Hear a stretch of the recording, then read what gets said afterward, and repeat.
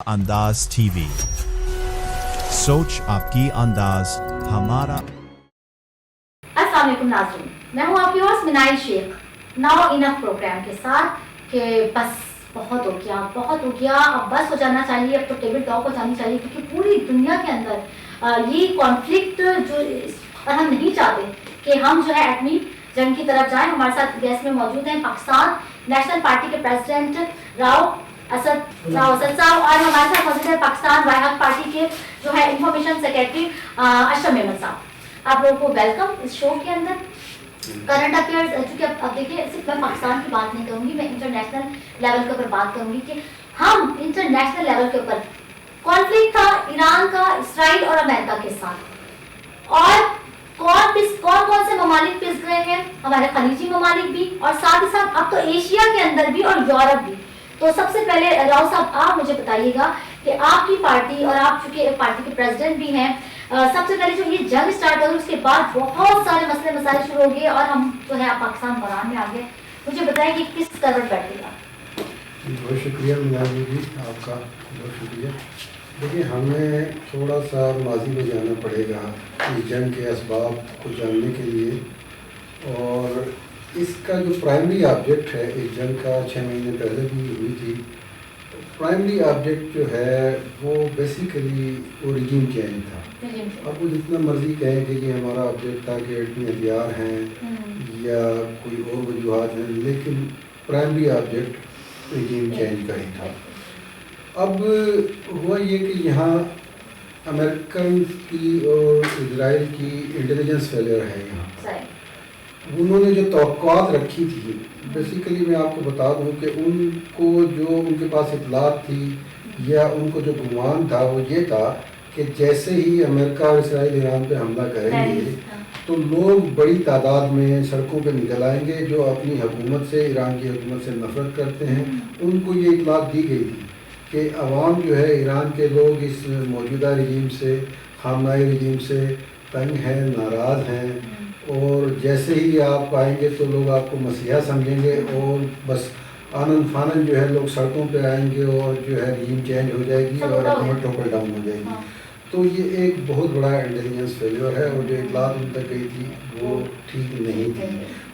بڑی انویسٹمنٹ کی اسرائیل نے، امریکہ نے، ظاہر اتنے لوگوں کے اندر موجود تھے، بڑے ٹاپ سلاٹ پہ وہ لوگ بیٹھے ہوئے تھے، اور یہ آپ کے سامنے بھی آیا، پکڑے بھی گئے۔ تو لیکن اتنی انویسٹمنٹ کے باوجود وہ امریکہ اور اسرائیل جو ہے مطلوبہ نتائج حاصل کرنے میں ناکام رہے ہیں۔ تو اب جو ہے وہ ظاہر ہے اپنی فیس سیونگ کے لیے کہہ رہے ہیں کہ ایران ایٹمی ہتھیار بنا لیتا۔ اس کے بھی جو ایٹمی توانائی کی جو بین الاقوامی ادارہ ہے اس نے کہہ دیا کہ ایسے کوئی شواہد ابھی ہمارے پاس نہیں ہے کہ ایران بہت قریب تھا کہ۔ دوسری چیز یہ کہ پھر انہوں نے کہا یہ امریکہ کے لیے خطرہ تھا، تو وہ تو امریکہ کے اپنے جو سابق سیکرٹری ہیں اور جو وزراء تھے انہوں نے کہہ دیا کہ بھئی ایسا ابھی تک کوئی میزائل اتنا دور مار ہے نہیں، نہ ہی، اور ایران اور امریکہ کے درمیان ڈسٹنس اتنا کم ہے کہ ایران کے میزائل جو ہیں امریکہ کے لیے خطرہ ہو۔ بیسیکلی آپ یہ دیکھ لیں کہ وہ ہماری ایک زبان میں کہتے ہیں نا کہ اسرائیل ایک ایسا طوطا ہے جس میں امریکہ کی جان ہے، اور دنیا بھر میں جو جیوز ہیں وہ پوری اکانومی کو جو ہے وہ کنٹرول کرتے ہیں۔ تو اسرائیل کو امریکہ اس خطے میں چودھری بنانا چاہتا ہے۔ یہ جو آپ کا ہے تو اس میں آبجیکٹ کہ اب ایک میں آپ کو کلیئر کرنا چاہوں وہ یہ ہے کہ جتنی شاید ہو سکتا ہے ایران کے لوگ دیکھیں ڈفرینس آف اوپینین ہر جگہ ہوتا ہے، ہمارے یہاں بھی ہے، پاکستان میں بھی ہے، دنیا میں ہر جگہ ہوتا ہے۔ ہو سکتا ہے کہ ایک طبقہ، ایک پورشن، ایک سیگمنٹ سوسائٹی کا ایسا ہو جو خامنہ ای رجیم سے ناراض ہو، تنگ ہو، ہوتا ہے، جس میں کوئی بات نہیں، لیکن جتنا وہ اپنی رجیم سے تنگ ہے ایرانی، اس سے کہیں زیادہ وہ اسرائیل اور امریکہ سے نفرت کرتے ہیں۔ تو کم از کم یہ ایک اس خطے میں جو لوگ آباد ہیں ان کا یہ کامن آبجیکٹ اور کامن انٹرسٹ ہے کہ ہم جو مرضی ہوں، لیکن ہم اسرائیل اور امریکہ کو اس سے زیادہ برا کرتے ہیں۔ تو یہی وجہ ہے کہ اسرائیل اور امریکہ جو ہے اس میں بری طرح ناکام ہوئے، اور یہ تھا دیکھیں آج سے پہلے مصر میں ہوا، رجیم چینج ہوئی، لیبیا میں ہوا، شام میں ہوا۔ اسی کے لیے آبجیکٹ جو ہے نا دنیا میں جو بھی طاقتیں ہوتی ہیں، سپر پاورز ہوتی ہیں، وہ چاہتا ہے کہ ہر جگہ حکومت ہماری مرضی کی ہو، کوئی قبضہ نہیں کرنا چاہتا۔ وہ ایسے لوگ لا کر بٹھانا چاہتا ہے جو ان کے انٹرسٹ کو لک آفٹر کرے. تو خطے میں جو ایسی جو اب ایران ایک ایسی حکومت تھی جو ایران عرصہ دراز سے پابندیوں کا شکار ہے. وہ دنیا میں تجارت نہیں کر سکتا, وہ تیل کہیں بیچ نہیں سکتا, لیکن ڈسپائٹ دیٹ اس کے باوجود بھی ایران نے بڑا سسٹین کیا اور جنگ کو اتنی لمبے لے گیا, اور کم از کم اسرائیل کو تو اس نے برباد کر کے رکھ دیا. اب دیکھیں جنگیں آ کے بات چیت اور ٹیبل ٹاکس پہ ختم ہوتی ہیں, اور یہ بھی اسی طرح ہوں گی. تو بہرحال ہم اس کو سیکنڈ امریکہ کی اور اسرائیل کی ناکامی ہی میں اس کو تصور کرتا ہوں. امریکہ اسرائیل کی ناکامی, راؤ اسد نے کہا کہ امریکہ اور اسرائیل کی ناکامی ان کا صاف موقف آ گیا. اور بہرحال میں بھی اکثر اپنے جو ہے پوڈ کاسٹ میں بھی کرنٹ افیئرس پروگرام میں بھی کہتی ہوں کہ کچھ بھی ہو جائے ایشیا کے اندر مسلم ممالک جتنے بھی ہیں نا, ہم ایک پیج پر ہیں. اشرف احمد صاحب ہمارے ساتھ موجود ہے. اچھا لائن پر ہمارے ساتھ جو ہے پی ٹی آئی سے معظم خان جو سندھ کے ڈپٹی جنرل سیکرٹری ہے, وہ بھی ہمارے ساتھ لائن پر ہے. اشرف احمد صاحب آپ مجھے بتائیں, کانفلکٹ ہو گیا, ناکام بھی ہو گیا, جو سوچا تھا وہ نہیں ہوا, اور منہ کی کھانی پڑی, گھٹنوں کے بل آ گیا, لیکن اس کی وجہ سے جو پیٹرول کی قیمتیں پوری دنیا کو ہلا کے رکھ دیا ہے, لیکن اس کا سب سے زیادہ اثر پاکستان میں ہوا ہے. آپ کیا کہیں گے, مطلب بتائیں نا پاکستان میں کتنا بڑا ہے, اور میرے پاس پوری لسٹ ہے وہ میں ذکر کروں گی بعد میں, پہلے آپ مجھے بتائیں کہ پاکستان میں کتنا بڑا ہے. بہت شکریہ آپ نے پروگرام میں دعوت دی. سب سے پہلا آپ نے کہا کہ جی یہ کانفلکٹ ہو گیا اور جو ہے وہ گھٹنوں کے بل آ گیا. میں اس بات سے اختلاف رائے رکھتا ہوں. اچھا کیوں؟ جس طرح دونوں صاحب نے کہا کہ ہمیں تھوڑا ماضی میں جانا پڑے گا. میں ذرا تفصیلی اس بات کا ذرا جواب دوں گا تاکہ میں نے اپنا جو میرا یہ کہ پوائنٹ آف ویو میں ذرا کلیئر کروں. 79 میں وہاں پہ ایک ریجیم چینج آیا, ٹھیک, ایران میں. اس وقت سے لے کر آپ دیکھ لیں کہ ہمیشہ امریکہ نے ایران کو دھمکیاں دی ہیں, دھمکیاں ہمیشہ دی ہیں, لیکن میں اس طرف آؤں گا, میں اس طرف بھی آؤں گا. میں نے کہا تھوڑی سی یہ تفصیلی میں ذرا جواب دوں گا. تو دھمکیاں دیں ہمیشہ. اگر ایران کی اور امریکہ کی جس طرح کی دھمکیوں کے اپنے ایک دوسرے کے الفاظ کی جو گولہ باری ہوتی ہے, الفاظ کی جو گولہ باری ہوتی ہے, الفاظ کی جو گولہ باری ان کی ہوتی ہے, اگر وہ حقیقت ہوتی تو آج جو ہے وہ ایران افغانستان کی طرح وہ بن چکا ہوتا, کھنڈر بن چکا ہوتا, لیکن ایسا نہیں ہوا. جب کبھی وار ہوتی ہے دونوں سائڈ کا نقصان ہوتا ہے. کیا یہ جو ہے یہ گھٹنوں کے بل آ گیا, پوری دنیا جو ہے نا پیٹرولیم اور آئل کے لیے پریشان ہو گئی ہے. پاکستان کے اندر تو بہت زیادہ بحران ہے. یہ جو پیٹرولیم کی جو مصنوعات ہے اس کے اندر پاکستان کے جو پرائزز بڑھائے گئے ہیں 55 روپے, اور اگر میں آپ کو بتاتی چلوں دوسرے جتنے بھی ممالک ہیں, ٹھیک ہے, پاکستان میں 266 سے 321 تک پہنچ گیا, ٹھیک ہے, اور مطلب 55 روپے سب سے زیادہ پاکستان میں پہنچا ہے, بڑھا ہے. اور بنگلہ دیش میں آپ دیکھیں 5 روپے بڑھا ہے, سری لنکا میں آپ دیکھیں 365 سے 70 ہو گیا, 5 روپے بڑھا, ترکی میں 41 تھا 43 لیرہ یعنی کہ 43 لیرہ تک گیا. ایران میں تو بالکل نہ ہونے کے برابر. سعودی عرب 0.62 تھا تو 0.66 تک چلا گیا, ٹھیک ہے. سعودی عرب کی بات ہے جہاں اس کے بیسس تھے, سب کچھ تھا مڈل خلیجی ممالک میں. امریکہ کے اندر 0.85 تھا, $0.9. ہم نے 55 روپے کیوں بڑھا دیے؟ ہمارے پاس ابھی بھی تھا نا, ابھی 10 دن تو اور موجود ہے, اور باقاعدہ نون لیگ نے کہا ہے کہ ابھی 2 جہاز اور بھی آ رہے ہیں. تو اگر 2 جہاز اور آ رہے ہیں تو کیا پیٹرول کی قیمت نیچے آ جائے گی؟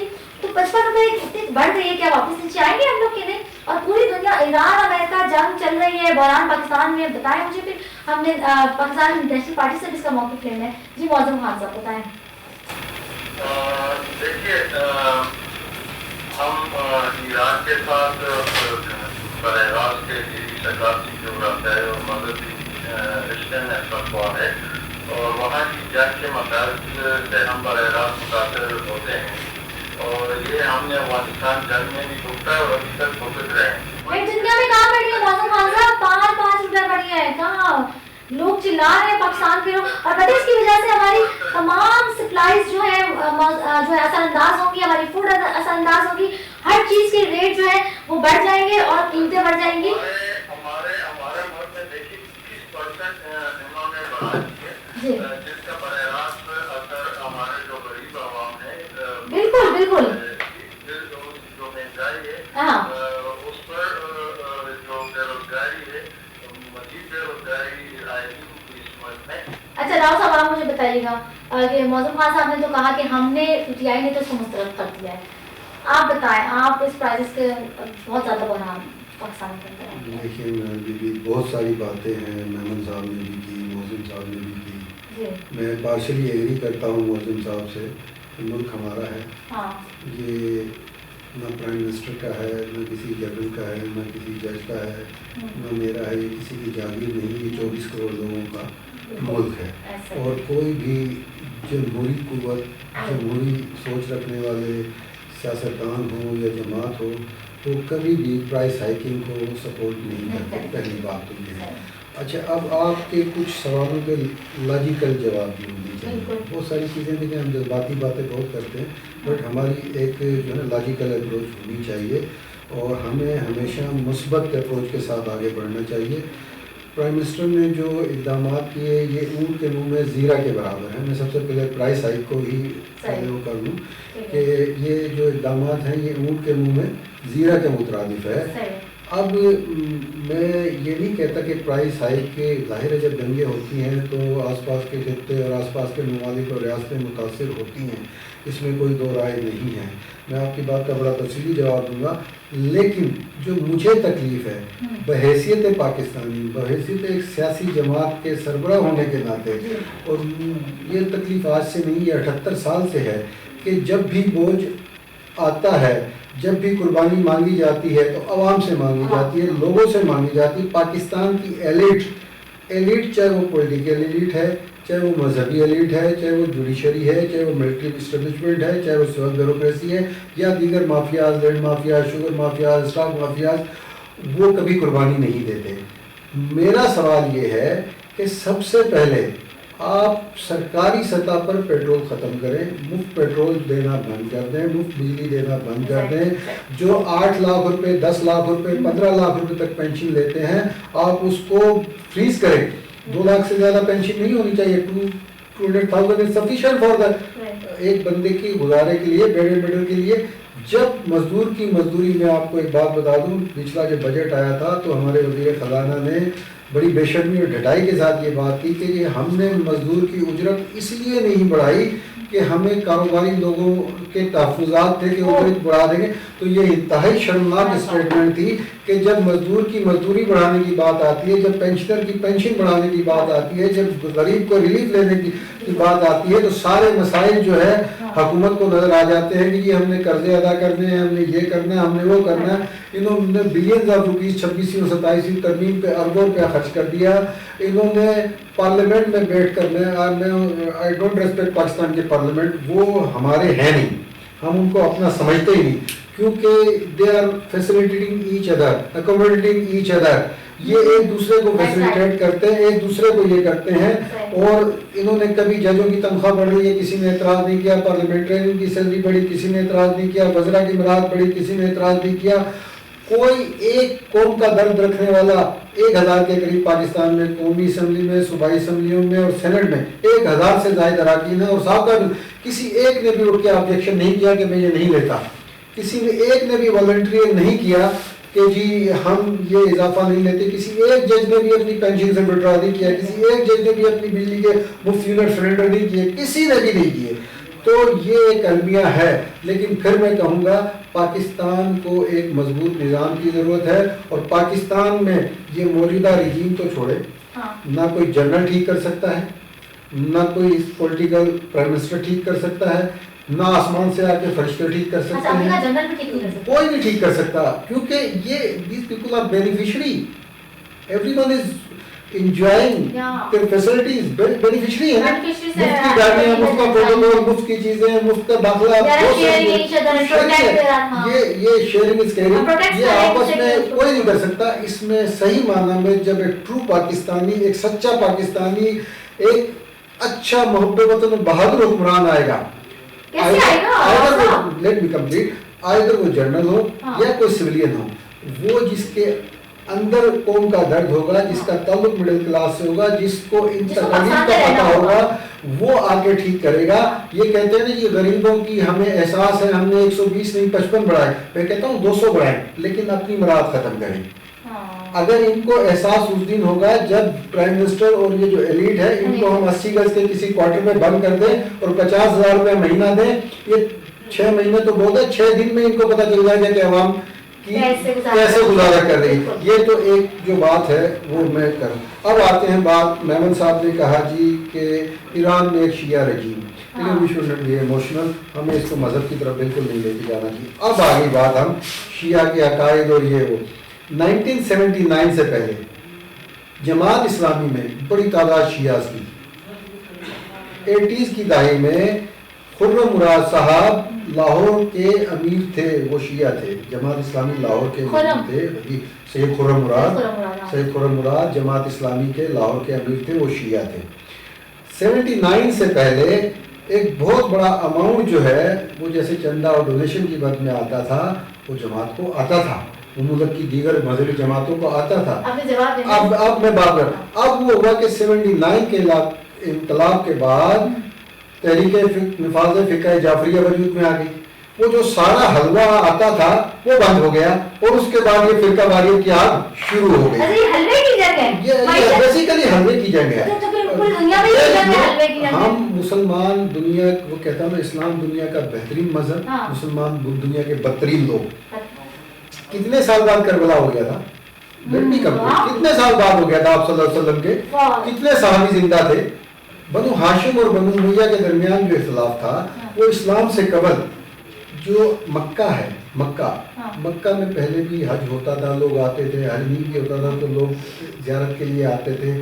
مکہ was backbone of economy, اس خطے کی معیشت کی ریڑھ کی ہڈی تھی. تو مکہ کی جو سرداری تھی, جو ولیت تھی, اس پہ ہمیشہ اختلاف رہتا تھا. بنو امیہ پولیٹیکلی مطلب لابی کے حساب سے اور عددی اعتبار سے اسٹرانگ تھے. امیہ بن جہش اور حضرت ہاشم, یہ اسلام سے پہلے کی بات کر رہا ہوں, 100 سال یا 200 سال 50 سال پہلے کی بات, فرسٹ کزن تھے آپس میں. جب مکے کی سرداری پہ مسئلہ آیا تو حضرت ہاشم اس وقت شام میں تھے تجارت کی غرض سے. آپ کو بلایا گیا اور قبائلی رسم و رواج کے مطابق حضرت ہاشم اور امیہ بن جہش میں دنگل کرایا گیا, اور دنگل حضرت ہاشم نے جیت لیا.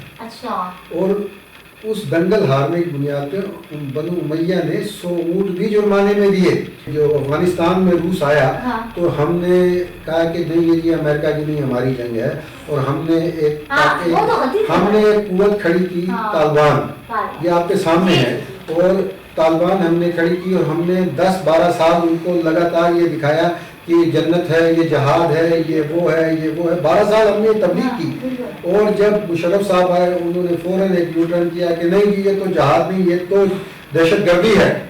تو ان لوگوں نے کہا بھی یہ کیسے, آپ نے 15-20 سال ہمیں یہ سبق پڑھایا. تو وہ ایک دم انہوں نے کہا سیدھے ہو جاؤ. وہاں سے ہماری لڑائی ڈائیورٹ ہوئی طالبان رجیم کے ساتھ. تو کہنے کا مقصد ہے کہ جو انقلاب 79 کا تھا تو انہوں نے جس نقطے پہ وہ لوگوں کو اکٹھا کیا, منجمد کیا, جو باتیں انہوں نے لوگوں سے وعدے کیے وہ غلط یا صحیح, دس از ڈفرینٹ, مطلب وہ غلط یا ٹھیک تھے, لیکن انہوں نے وہ کرنا تھا. انہوں نے شیعہ ڈومینیٹ ایک اسٹیٹ تھی, اور وہاں 95% کے قریب آبادی شیعہ ہی ہے, یا 90%. اب آگے بات ہم آتے ہیں جی, اب آپ نے کہا پرائس ہائکنگ دنیا میں نہیں ہوئی. سعودی عرب کی آپ مثال دیتے ہیں, سعودی عرب تو تیل کی جنت ہے, ان کے یہاں تو اپنا تیل ہے. ایران کے پاس اپنا تیل ہے نا, دیگر دنیا کے مڈل ایسٹ کی جتنی بھی کنٹریز ہیں ان کے پاس اپنا تیل ہے. تو مجھے بتائیں افغانستان میں روٹی 100-200 روپے کی ہے, پاکستان میں 20 روپے کی کیوں ہے؟ میں آپ سے پوچھ رہا ہوں کیوں؟ کہ ہمارے یہاں آٹا گندم فراوانی ہے, وہاں نہیں ہے. تو ہمارے یہاں تیل نہیں ہے, ہم 27% بمشکل اپنی ضروریات کا کرتے ہیں, باقی باہر سے لیتے ہیں. اب آتی ہے پرائس ہائکنگ. ایک تو میں حکومت کے اس اقدام کو بالکل میں یہ جسٹیفائڈ نہیں ہے, کنڈیم کرتا ہوں کہ پرائس ہائکنگ اتنے بڑے پیمانے پہ نہیں ہونی چاہیے, اور اگر کرنی ہے تو سب سے پہلے قربانی ایلیٹ دے, اور یہ حکمران جو یہ ٹیکس کا پیسہ لے کے اپنی عیاشیوں پہ اڑاتے ہیں یہ ختم کریں. اب آتی ہے ہمیشہ ایک چیز سپلائی اینڈ ڈیمانڈ. دیکھیں پرائس ہائکنگ کا تعلق ہوتا ہے سپلائی اینڈ ڈیمانڈ. یہ میں اکنامکس کا طالب علم رہا ہوں, اکنامکس میں.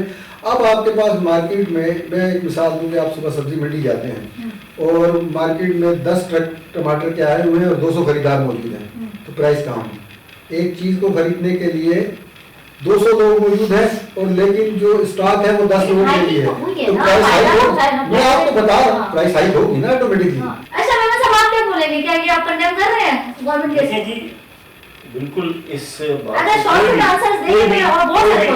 کوئی بھی میرے خیال سے اس وقت جو ہے وہ عوام کے اندر یا جو عوامی لیڈرز ہیں کوئی بھی ایسا نہیں ہے کہ جو اس کو جو ہے وہ پورا کرنے میں اس کو کوئی بھی فیور نہیں کرتا, ٹھیک ہے نا, یہ بالکل جسٹیفائی نہیں ہے. ایک حکمران نے پاکستان کی معیشت کو بڑھانے کے لیے عوام کے اوپر اتنا بڑا بوجھ ڈال کر عوام کے بیڑا غرق کر دیا. ایک حکمران نے عوام کو ریلیف دینے کے لیے پاکستان کی معیشت کا بیڑا غرق کر دیا. جو پی ٹی آئی جو بات ٹھیک ہے, بات یہ ہے کہ یہ دونوں نااہل ہیں. وہ بھی نااہل تھا کہ جس نے پاکستان کو ڈیفالٹ پہ لا کے کھڑا کر دیا اپنی پولیٹکس کے لیے, ٹھیک ہے نا, اپنی پولیٹکس کو جو ہے کہ بچانے کے لیے, اپنی سیٹ کو بچانے کے لیے پاکستان کی معیشت کو اس جگہ پہ لا کے کھڑا کر دیا کہ جس کو آج کوئی بھی اس بارے میں جو ہے نا یہ بیان یعنی کوئی بھی میں نہیں سمجھتا کہ ان کے پاس کوئی جسٹیفیکیشن. ٹھیک ہے, یہ عمران خان کی محبت میں یہ کچھ بھی کر دیں, بات یہ ہے اپنی محبت میں تو انسان یہ بہت سر میری عرض کر لیں, میری بات ہونے دیں, بیچ میں مزہ نہیں آتا بات سر. ہم آپ کا احترام کرتے ہیں, ہم آپ کی پارٹی کا احترام کرتے ہیں, ہم آپ کے اس مینڈیٹ کا بھی احترام کرتے ہیں جو آپ نے فوج کے کندھے پہ بیٹھ کے لیا, ہم اس کا بھی احترام کرتے ہیں. آج جنہوں نے فوج کے کندھے پہ بیٹھ کے اس مینڈیٹ کو لیا ہم اس کو بھی احترام کرتے ہیں, ٹھیک ہے, ہم سب کا احترام کرتے ہیں. ہم سب کو جو ہے وہ ہم کسی سے اختلاف رکھتے ہیں ایک جو ہے وہ اخلاقی حدود کے اندر. وہ تو ماضی کی بات ہو گئی, ابھی آپ جو ووٹ ڈالا ہے, اب جو ووٹ ڈالا ہے دیکھیں میں نے کہا کہ اس کو کوئی جسٹیفائی نہیں کر سکتا, ٹھیک ہے, یہ ایگزیکٹلی ہوئی عوام کے ساتھ, ٹھیک ہے. لیکن میں دوبارہ اس ذرا جو بات تھی جنرل صاحب نے کی اور میں بھی اس بارے میں تھوڑی سی بات کر دوں. دیکھیں امریکہ تو نہیں چاہتا جنگ رکے, امریکہ نے تو جنگ شروع کی ہے. وزیر اعظم نے ایران کو خط بھی لکھا اور ان کے جو امام خامنہ صاحب کی جو تعزیت بھی کی اور ان کے بیٹے کے ساتھ خیر سگالی کا بھی وہ کیا. یہ یہاں میں کہوں گا کہ ہمارے وزیر اعظم صاحب جو ہیں میں ٹویٹر پہ ان کو فالو کرتا ہوں, وہ سائملٹیسلی ایک ہی وقت میں بحرین کے جو ہے حکمران کو بھی فون کرتے ہیں, یو اے ای کے حکمران کو بھی فون کرتے ہیں, ان سے بھی اظہار یکجہتی کرتے ہیں, کویت سے بھی کرتے ہیں, ساتھ ساتھ وہ جو ہے ایران سے بھی کرتے ہیں اور پھر سعودی عرب کا بھی ہے. تو وزیر اعظم صاحب کو خود نہیں پتا کہ اس نے کہاں کھڑے ہونا ہے, پھر یہ ایک الگ بات ہے. لیکن ایک بات جو بڑی اچھی بات ہے کہ یہ جو جنگ ہے ہم اس کے جو نتائج ہیں اس پہ آتے ہیں تو انشاءاللہ یہ جنگ جو ہے پاکستان کے لیے اس میں کچھ اچھے راستے نکلیں گے. جی, جو اب ہمارے جو دفاعی معاہدے ہوں گے قطر کے ساتھ, یو اے ای کے ساتھ, کویت کے ساتھ, کیونکہ مڈل ایسٹ نے یہ دیکھ لیا, عربوں نے یہ دیکھ لیا کہ جو ہم نے اپنی حفاظت کے لیے رکھے تھے ہمیں ان کو بچانا پڑا. امریکہ کا جو ایک چہرہ تھا جو دنیا میں انہوں نے وہ دکھایا ہوا تھا کہ ہماری ٹیکنالوجی اتنی وہ ہے, ساری کی ساری ایکسپوز ہو گئی. اور امریکن جو اڈے تھے, امریکہ کے جو فوجی تھے جنہوں نے ان مڈل ایسٹ کی ریاستوں کی سیکورٹی ٹھیکے پہ لی ہوئی تھی, وہ مکمل ناکام ہو گئے مڈل ایسٹ کو تحفظ فراہم کرنے میں. تو اب ظاہر ہے تو اب یہ کہیں نہ کہیں انہوں نے اب آگے تو لینا ہے نا, تو اب آپ نے دیکھنا ہے کہ انشاءاللہ یہ اگلا دور خاص طور پہ ایشیا, ساؤتھ ایشیا, پاکستان اور چائنا کا دور ہوگا. It will take time. قوموں کی نہ مستقل دوستیاں ہوتی ہیں قوموں کے درمیان, نہ مستقل روابط ہوتے ہیں, یہ چلتے رہتے ہیں اور اکانومی اور مفادات کے تحت تعلق بنتا ہے. اور انشاءاللہ امریکہ اپنی سروائیول کی جنگ لڑ رہا ہے, امریکہ اپنی سروائیول کی جنگ لڑ رہا ہے. اور یہ 1967 میں غالباً یہ ہوا تھا جب انہوں نے مڈل ایسٹ کے عرب کنٹریز کے ساتھ معاہدہ کیا کہ آپ ہمیں تیل دیں, اس کے بدلے ہم سیکورٹی دیں گے اور تیل کو ہم ڈالر میں بیچیں گے. اب وہ جب ڈالر میں بیچنے کی بات آئی, پوری اکانومی کو ڈالر سے کنٹرول کرنے کی بات آئی, تو وہ ڈالر جو ہے اتنا چھپنے لگا کہ پوری دنیا میں آٹومیٹکلی امریکہ کو جو ہے ریونیو جنریٹ ہونے لگا. اب جب اس پہ ایک زک آ رہی ہے, ڈینٹ پڑ رہا ہے, یورو آ گیا, یورو کے بعد اب چائنا اپنی کرنسی لے کے آنے کی کر رہا ہے. وینزویلا پہ جو سب سے بڑی بات ہے, وینزویلا کے جو صدر ہے اس نے کہا تھا کہ ہم برکس میں شامل ہو رہے ہیں. What is the BRICS? BRICS ہے بیسیکلی جو ہے ایک 5 ملکوں کا ایک اتحاد ہے اچھا BRICS, Brazil, Russia, India, South Africa, China, یہ برکس ہے. تو انہوں نے کہا جو 40% ایک GDP کو کنٹرول کرتا ہے. وینزویلا نے کہا کہ ہم آپ کا حصہ بننا چاہ رہے ہیں. اب وینزویلا دنیا کے تیل کی 18% پروڈکشن کرتا ہے. تو امریکہ کے لیے تو ایک دھچکا تھا نا ایک بہت بڑا. تو اس سے پہلے کہ یہ ہوتا ہوں اب یہ آج نہیں ہوگا تو 1 سال بعد، 10 سال بعد، 5 سال بعد چیزیں چینج ہوگی. اور طاقت کا مرکز چائنا اور پاکستان نے بننا ہے انشاءاللہ، اور بنے گا. ہاں لیکن جہاں تک بات ہے پیٹرولیم پرائس کی اور گورننس کی، گورننس پاکستان میں بالخصوص سندھ میں گورننس نہ ہونے کے برابر ہے. پاکستان کے جو سیاستدان ہیں، پاکستان کی حکومتیں ہیں، لوگوں کو ریلیف دینے میں ناکام رہی ہیں، کرائم کو کنٹرول کرنے میں ناکام رہی ہے، اسکول اور تعلیم کے معیار کو بہتر بنانے میں، لوگوں کو بنیادی سہولتیں، ایمن، انصاف اور یہ وہ تحفظ، جان مال کے تحفظ میں مکمل ناکام ہے. اس بات سے پہلے راؤ صاحب کی ایک بات، 2 باتیں تھیں، اس پہ ایک جملہ میں عرض کر دوں. تو یہ کہ جو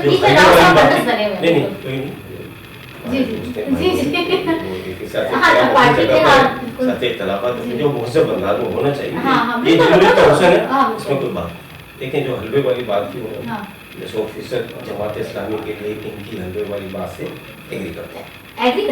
جماعت اسلامی کے لیے، کسی کے لیے تو نہیں، ہر کوئی تو حلوہ نہیں کھاتے. یہ تو جس طرح یہ ہے تو وہ تو ان کی تو ہے، ان کا تو یہ راؤ صاحب کی میں اس بات سے 100% ایگری کرتا ہوں. اگر پاکستان نے وہ کردار ادا کر دیا، چونکہ کردار پاکستان کو ہونا چاہیے، کیونکہ دیکھیں یہ بات طے شدہ ہے کہ پاکستان خطے میں اچھی فوجی پاور رکھتا ہے. ٹھیک ہے ہماری. اچھا پہلے بھی اس کا تھوڑا سا اگر یہ دیکھ لیں کہ پہلے بھی ایران نے ایک مرتبہ جو پاکستان کے اوپر جو ہے وہ وہاں پہ بارڈرز پہ جو ہے وہ وہاں پہ تھوڑا سا رکھی تھی. تو پھر وہاں پر جو پاکستانی افواج نے جو ان کو جو سبق سکھایا تھا، میرے خیال سے ایران کی ہمت نہیں ہے کہ وہ پاکستان کی جو ہے وہ افواج کو زیادہ چیلنج کرے. پاکستان کا ایک دباؤ ہے، پاکستان کا ایک دباؤ ہے، پاکستان کا ایک دباؤ ہے. میں آپ کو اس بات پہ میں آپ کو پروف دے دوں گا. پاکستان نے ایران کے اوپر جنگ بند کرنے کے لیے دباؤ ڈالا ہے، عرب ممالک کے اوپر خاص کر کہ وہ جو ہے وہ اپنے حملے نہ کرے، اس کے لیے دباؤ ڈالا ہے. سنیں اس دباؤ کے تحت، اس دباؤ میں اور جو ہے وہ اگر یہ جنگ بند ہو جاتی ہے تو پاکستان کی بہت بڑی کامیابی ہے. اور اس کامیابی کے بعد پاکستان کا گراف جو ہے وہ پاکستانی خصوصاً طور پر پاکستانی افواج کا جو گراف ہے اس کا جو مورال ہے وہ بہت زیادہ. لیکن یہاں پہ ایک چھوٹی سی مجھے ایک نیوز ملی ہے، وہ سچ ہے کہ نہیں ہے، لیکن یہ کہ پاکستان کو شاید دباؤ میں لانے کی بھی کوشش کی جائے کہ پاکستان اس میں زیادہ کردار ادا نہ کرے. نہ کر سکے. یہ دباؤ کہاں سے آیا؟ بس یہ مجھے ایک نیوز ملی ہے. امریکہ کی طرف سے یہ بات ہے کہ جی پاکستان زیادہ کردار ادا نہ کرے. پاکستان نے اگر زیادہ کردار ادا کر دیا تو پاکستان خطے میں وہ ملک بن جائے گا کہ جس کے دوسری بات جو آپ نے کہا آرٹیکل 9 لگ جائے گا. دیکھیں جی میں یہ سمجھتا ہوں کہ فارن پالیسی ڈسکس کرنے میں کوئی مسئلہ نہیں ہے. ٹھیک ہے، ایک ہوتا ہے کہ آپ فارن پالیسی کو ڈسکس کرتے کرتے آپ وہاں تک چلے جائیں، آپ ایکسٹریم پہ چلے جائیں، آپ وہاں تک چلے جائیں کہ جہاں پر آپ نے جو ہے وہ حکومت کو بھی آپ نے غدار آپ نے ٹھہرا دیا، آپ نے پاک فوج کو بھی آپ نے جو ہے وہ نازیبہ الفاظ آپ نے ادا کیے. یہ ماضی میں ہوا. ٹھیک ہے، یہ چیزیں پی ٹی آئی نے کی ہیں. اور یہ چیزیں دیکھیں بات یہ ہے کہ اس وقت جو سچویشن ہے اس سے دشمن فائدہ اٹھا سکتا ہے. ہماری آپس کی دیکھیں جب تک یہ پولیٹیکل ایک جو ہے وہ ہم یعنی ہمارے جتنے بھی اختلاف ہو لیکن پاکستان کی سالمیت پہ ہمارا کوئی لیکن میں اس پہ یہ کہہ رہا ہوں کہ ان کا یقین ہے. یہ مطلب جو میں نے مطلب نکالا ہے وہ میں نے یہ سمجھا ہے کہ ڈسکس کا مسئلہ نہیں ہے. آپ ان کے اوپر اتنی اس تنقید میں دیکھیں اس تنقید میں دیکھیں یہ بات حقیقت ہے کہ اگر آپ تنقید میں آپ اس حد تک چلے جائیں کہ جس میں پاکستان کی سالمیت کے اوپر بات آ جائے، جس میں اس حد تک چلے جائیں کہ آپ جو ہے وہ پاکستان کی حکومت کی جو ہے وہ ان کو غدار کہتے ہیں، ایسی بات ہے پھر وہ تو ظاہر سی بات ہے. کیونکہ دیکھیں اس وقت جو ماحول ہے یہ اس ماحول کے لیے مناسب نہیں، اس ماحول کے لیے مناسب نہیں. वैसे ये पर्चे वर्चे होते नहीं, लेकिन ये कि क्योंकि इसको एक माहौल ऐसा बन गया है तो पीटीआई को ख्वाब में भी, तो पीटीआई वालों को ख्वाब में भी जो है वो ये पर्चे नजर आते हैं। और ये लोग, इन्होंने भुगता इतना है पीटीआई को कि ये भी जो है वो अपनी जो है वो ये बदले ये लेने के चक्कर में अपने बदले ले रहे हैं। पाकिस्तान में कह लें कि हर चीज़ कमज़ोर है, ऑटो रोटेटेड लॉ नहीं है, कानून नहीं है, लेकिन आप ही कह रहे हैं कि पाकिस्तान अच्छे दौर में शामिल जाने जा रहा है। वो देखें, हम देखें यहाँ के हमेशा रियासत चार हिस्सों में चलती है, एक इंटरनल इशूज, एक इकोनॉमिक इशूज, एक दिफाई मामला और एक खारजा मामला। अब इनको हम चारों को अलग अलग पैराए में देखते हैं। हमारा जो अवाम सबसे ज्यादा मुतासिर होती है वो दाखिली मामला से होती है, महंगाई से होती है, बेरोजगारी से होती है, लॉ एंड ऑर्डर से होती है। तो हमने सबसे पहले लोगों को अगर रिलीफ देना है तो हमने अपने दाखिली मामला को ठीक करना है, हमने इंटरनल इश्यूज को, हाँ जो इंटरनेशनल इश्यूज हैं इंक्लूडिंग डिफेंस इश्यूज, जो फॉरेन अफेयर्स और हमारे इकोनॉमिक इश्यूज, उसमें हम सोलो फ्लाइट नहीं कर सकते। पाकिस्तान 200 ममालिक की सोसाइटी में एक मेंबर है, हमने 199 से लड़के नहीं रह सकते, तो हमने वहाँ जिम्मेदारी का मुजाहरा। हमारे रीजनल मामला है, इसमें पाकिस्तान की तमाम हुकूमतें, रियासती हुकूमत भी और वफाकी हुकूमत भी, वो नाकाम रही है। बेश बहा पैसा जो है लुटाया गया है। देखिए, गवर्नेंस के लिए आप फरिश्ते नहीं आएंगे, हम नहीं करना, इंशाल्लाह वी विल। हमारे पास बहुत अच्छे हमारे पास अच्छे प्लान्स हैं और अच्छी चीजें हैं, हम वो कर सकते हैं जो शायद आप और पाकिस्तान की लोगों की सोच में भी नहीं है। अच्छा, हम इतना बेहतर सबसे पहले वो आप बात कर, हम तो शुरुआत अपने आप से करेंगे। अच्छा, हम शुरुआत अपने आप से करेंगे। सबसे पहले हम अपना घर जला के रोशनी करेंगे, फिर दूसरों का जलाएंगे।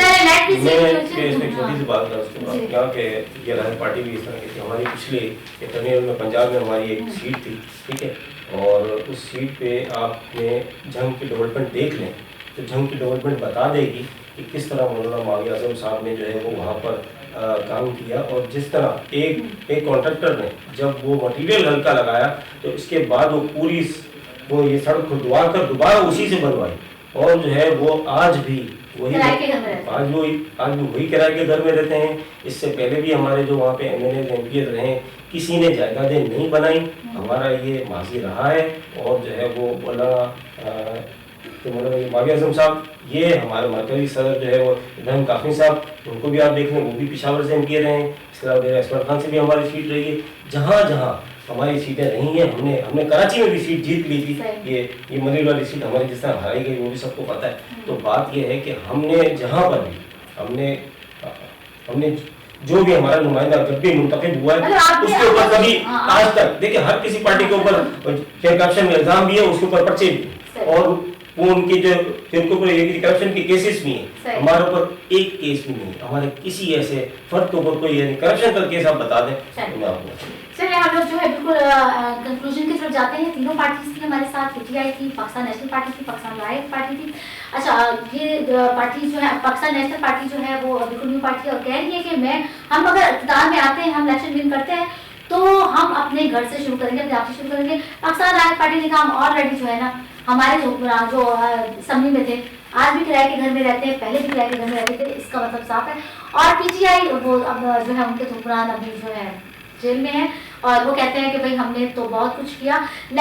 ये आवाम बताएगी 13 साल से वो KPK में इक़्तिदार में है, उनसे पूछना बनता है, वो घर में नहीं बैठे। ये भी पूछे कि उनके ठेकेदारों से आरोपों पे केस पीपल्स पार्टी से भी पूछना चाहिए, नून लीग से भी पूछना चाहिए और PTI से भी पूछना चाहिए। तीनों ये पार्टियां जो बड़ी पार्टियां हैं, इन तीनों की जो है ना मरकजी नेक्स्ट प्रोग्राम में बिठाएंगे और सवालात हमारे ये जो है न्यू पार्टी से ये करेंगे, सवालात एंकर नहीं करेंगे, ये करेंगे और जवाब वो लोग देंगे। तो इसी के साथ मिनाई शेख को दीजिए इजाजत। अल्लाह ने के पास।